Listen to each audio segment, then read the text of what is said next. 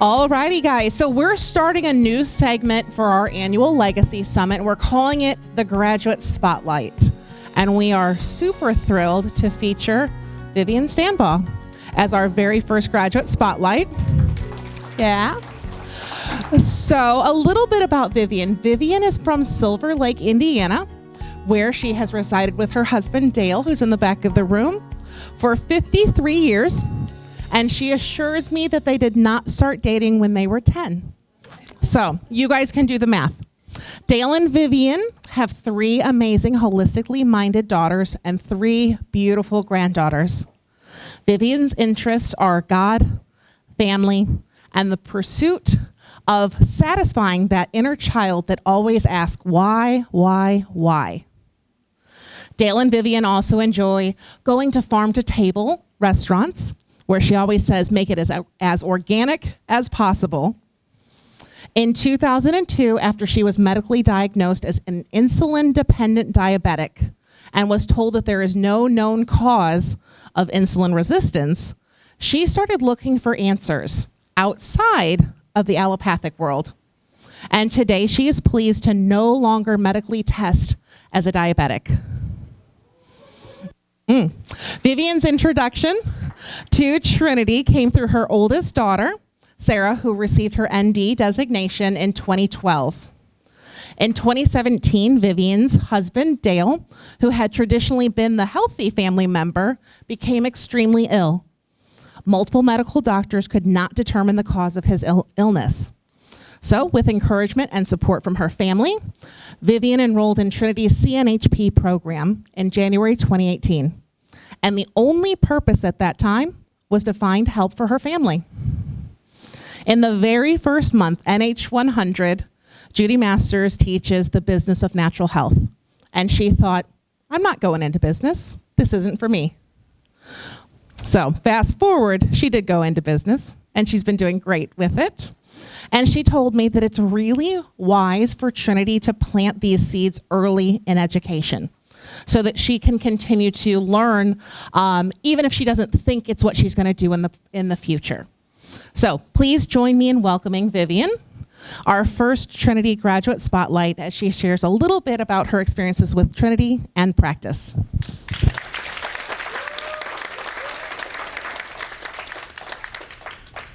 It got it on.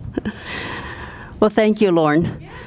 I'm really honored to accept this spotlight, and she asked some questions that she told me to go over. And before I do that, I want to mention, I didn't have this down on my notes, but one thing that so impressed me is in the last 2 days, I've talked to multiple ones of you, and each one of you has a story that's just amazing. And your experiences are so different than mine. You know, I'm able to learn from that. That's really blessed me. And so each one of us, some of your stories are book-worthy. They're just incredible. That's what you've gone through and what's happening. So I had to think last night, I was laying in bed, well, does that make some of our stories not as worthy? It doesn't. Each one of us have just been called to where we're called and fill that place for a purpose, and it doesn't matter how many people we serve. If it's just our family, that's what I started out to do, or if we end up, affecting people in a practice. So what I want to happen by my remarks is if you've been asking, if you've been seeking, if you've been knocking on doors, you want more answers, maybe something I'll say, something I'll relate, will help you in your journey. One question, Lauren had asked me some questions ahead of time, and one was what classes I've taken from Trinity and what certifications I hold. And I have the health coach, natural health professional, which now is the CNHP, the certified holistic health practitioner, the endocannabinoid professional, and the certified Lyme specialist. Those are the formal classes I've taken.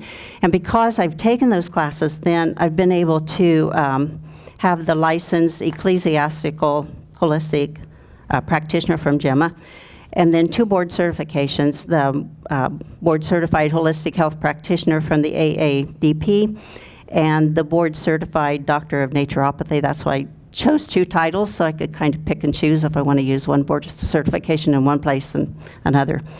And But without the base of those classes, then these board certifications would never have been possible. You just don't know where life's going to lead you. And, you know, I never dreamed that I'd be what I'm doing today.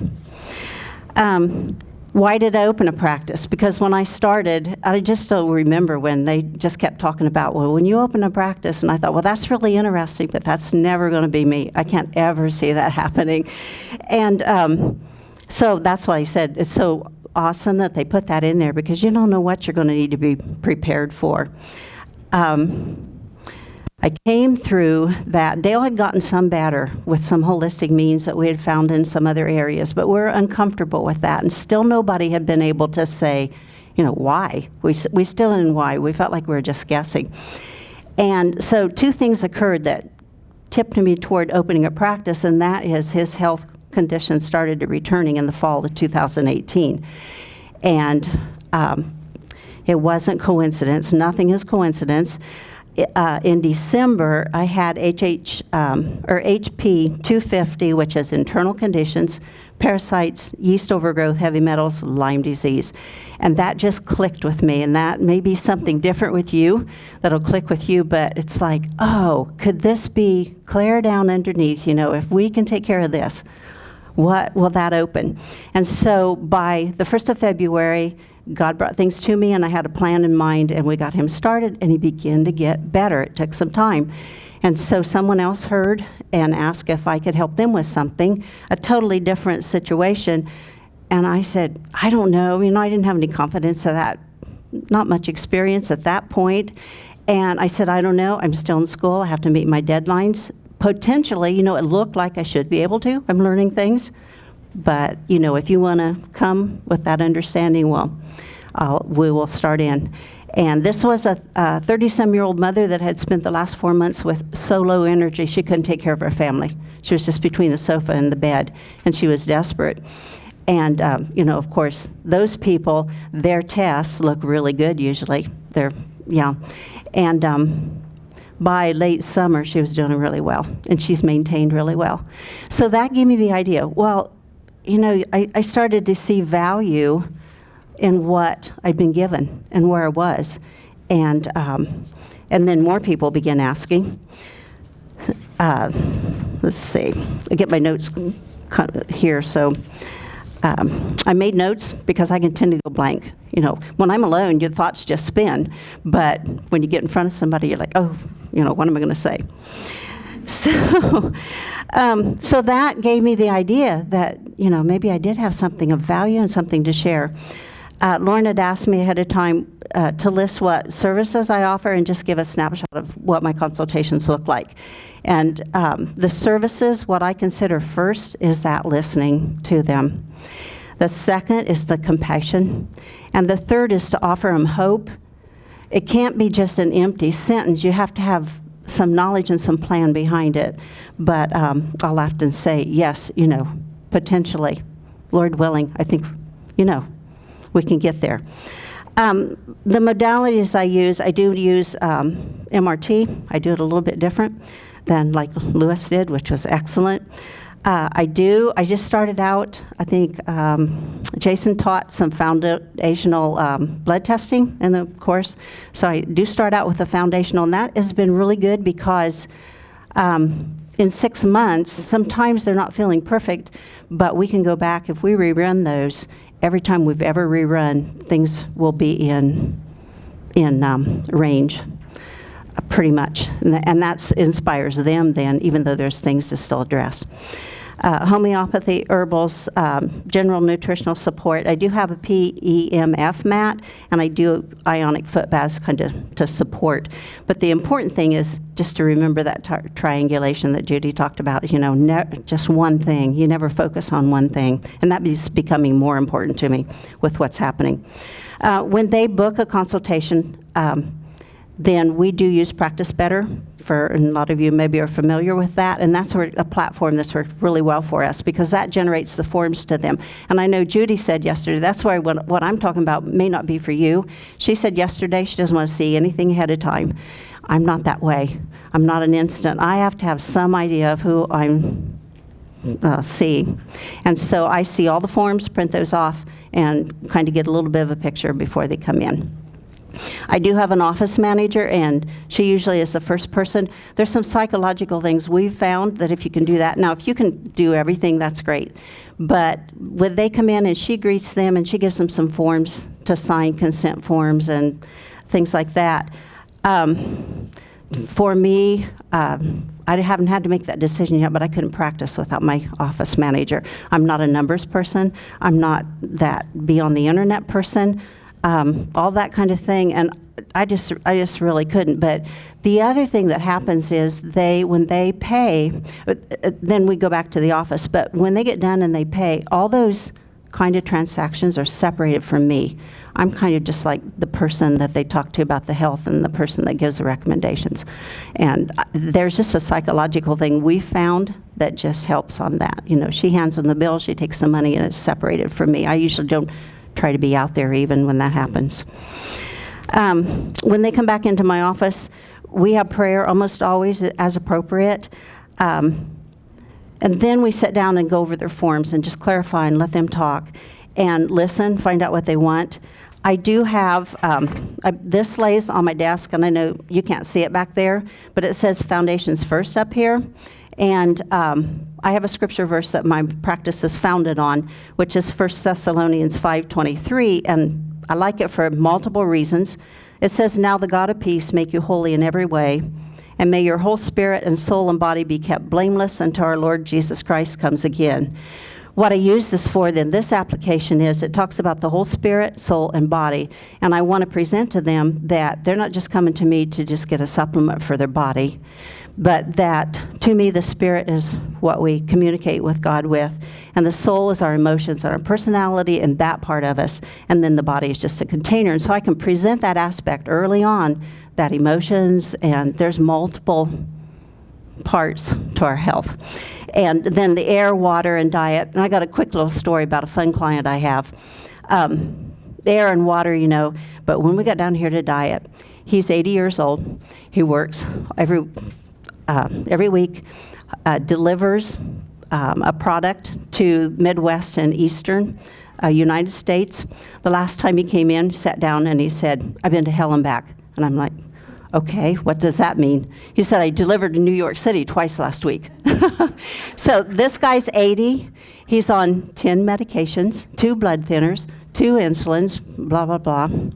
And what he wanted me to do is he asked the office manager if I could detox him from parasites. That's what he wanted to do. That was his goal when he came in.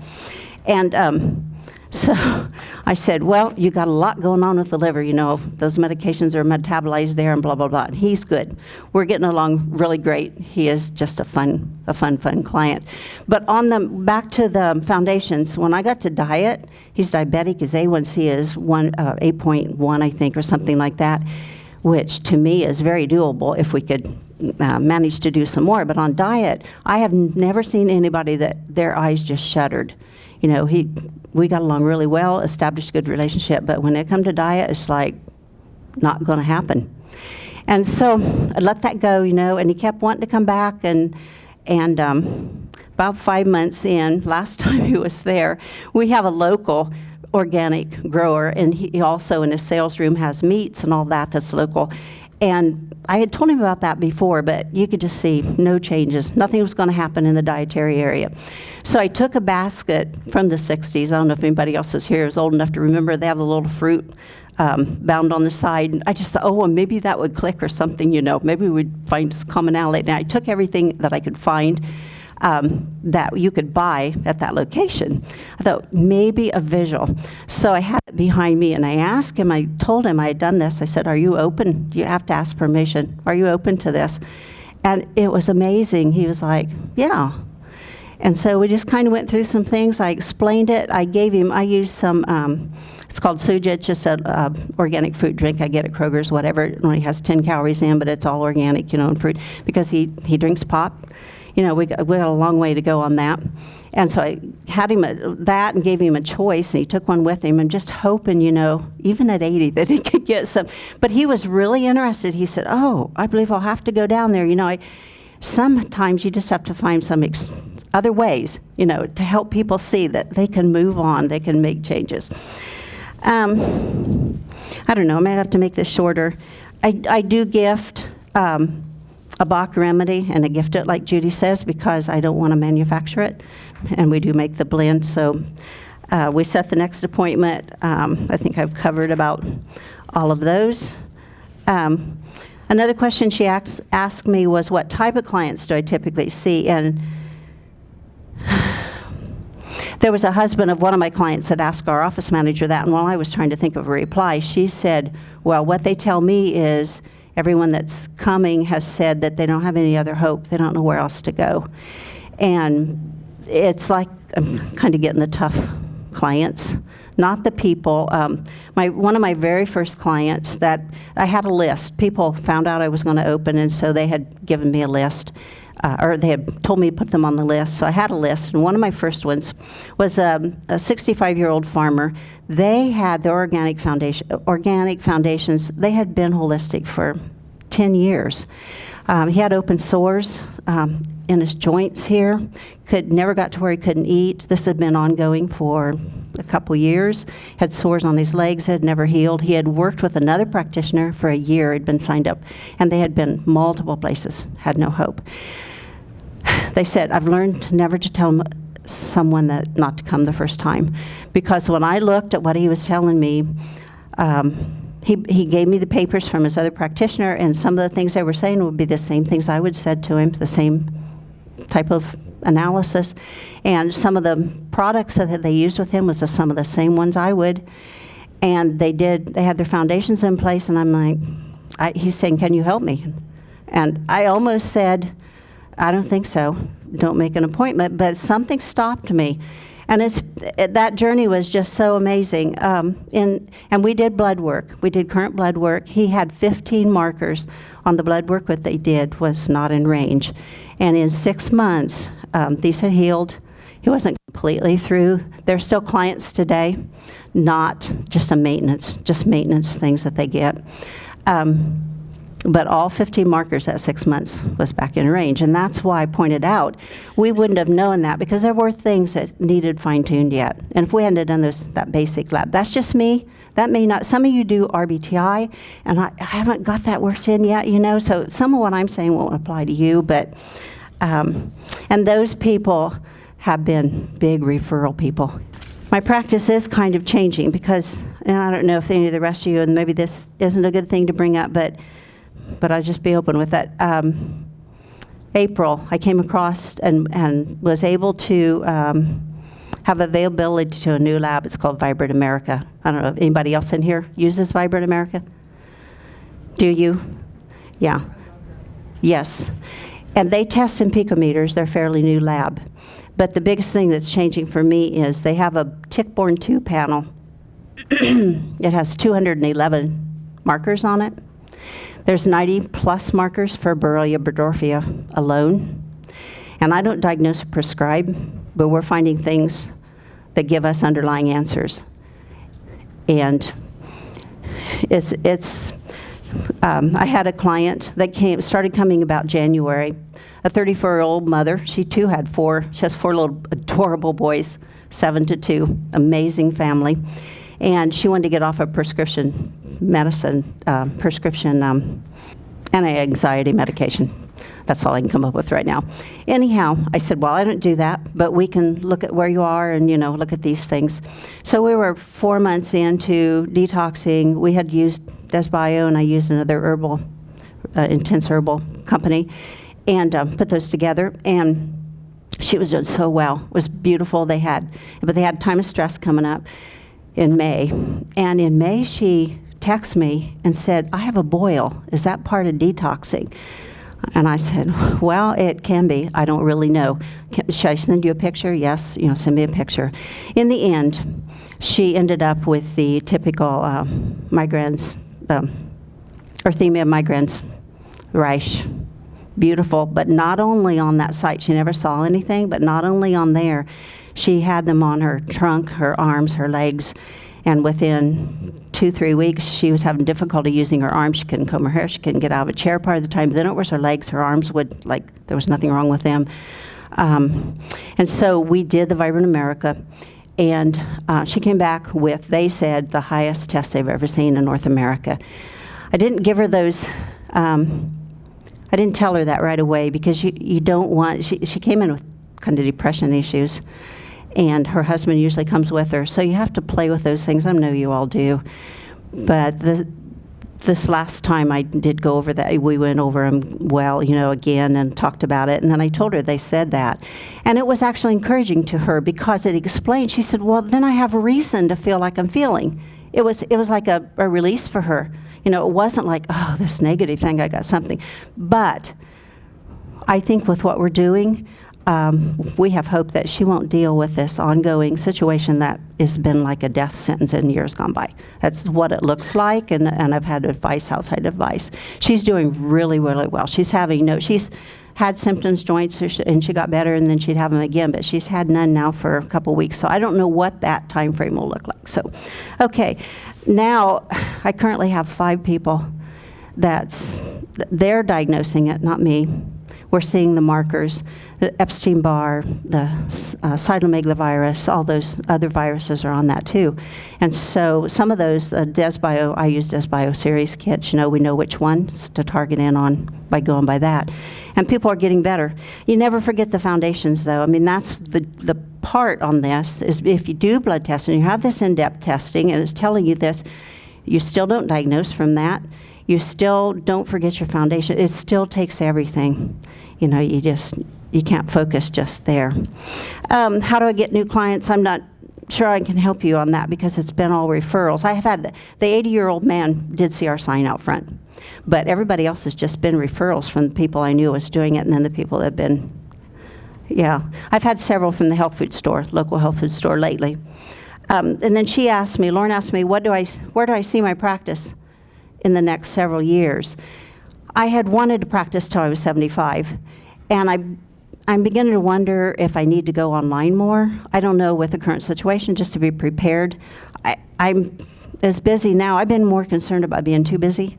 We work Tuesdays, Thursdays, and Saturdays. That's really what fits into my schedule. So that might not work for the rest of you, but that's all I want to work. And so I'm working now to set up online. I don't know for sure what that's going to look like. I talked to John back here because I'm probably going to need to do a video and see where that goes. I think, just in summary, my desire is, that if you've been asking, you've found something. If you've been seeking, you've received something. If you've been knocking on doors, maybe something else said is just jogged your memory that my journey you can relate with and find something that will help you, at least crack a door for you.